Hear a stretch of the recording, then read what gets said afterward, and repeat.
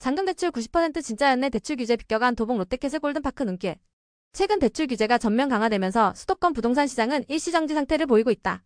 특히 전세대출 보증 비율 축소, 전세대출 DSR 도입 등 추가 규제 가능성까지 거론되면서 수요자들의 자금 조달 불안감은 갈수록 커지는 모습이다.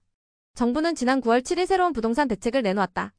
이번 대책으로 1주택자의 수도권 규제지역 전세대출 한도가 주택도시보증공사하고에 맞춰 2억 원으로 줄어들며 주택 매매임대 사업자의 주담대가 전면 금지되면서 수도권과 규제지역 내 LTV는 0%로 줄어든다. 기존에는 규제지역 LTV 30%, 비규제지역 60%를 적용했는데 이를 원천 봉쇄한 것이다. 주택 신규 건설 시 최초 대출, 공익법인 대출, 주택임대사업자가 기존 임차인의 임차보증금을 반환해야 하는 경우 등에는 기존 규정을 적용하기로 했으나 임대주택 공급이 위축되는 것은 불가피할 전망이다. 이러한 대출 규제 강화 기조 속에서 현재 입주가 진행 중인 민간임대 단지가 대안으로 부상하고 있다. 대표적인 사례가 서울 도봉구 1원에 위치한 도봉 롯데캐슬 골든파크다. 민간임대 특성상 무주택 자격 유지와 취득세 유예 혜택이 제공될 뿐 아니라 이번 규제에 직접적 영향을 받지 않기 때문이다. 이는 실거주자에게는 주거 안정성을, 투자자에게는 향후 분양 전환 시점까지 시간을 벌며 안정적인 자산 축적 기회를 제공한다. 여기에 대출 규제에서도 비교적 자유롭다. 분양 관계자에 따르면 최근 한 입주민은 잔금의 90%까지 대출을 활용한 것으로 나타났다. 무엇보다 빠른 입주가 가장 큰 이익으로 꼽힌다.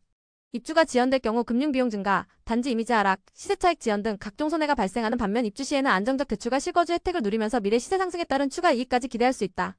분양 관계자는 지금처럼 규제가 강화되는 시장에서 민간임대는 차별적인 대안이라며 도봉 롯데캐슬 골든파크는 실거주와 투자 두 가지 가치를 동시에 충족시킬 수 있는 드문 기회인 만큼 조기 입주에 나서는 것이 현명한 선택이 될 것이라고 말했다. 한편 도봉 롯데캐슬 골든파크의 입주는 순항 중이다. 단지는 지하 4층 지상 23층 2개 동, 전용 면적 84제곱미터 총 282세대 규모다. 도봉군의 희소성 높은 새 아파트이며 전매 제한 및 실거주 의무 등의 규제에서 자유롭다. 특히 현재 프리미엄 없이도 입주권을 거래할 수 있어 향후 시세 상승 시 차익에 대한 기대감이 큰 상황이다.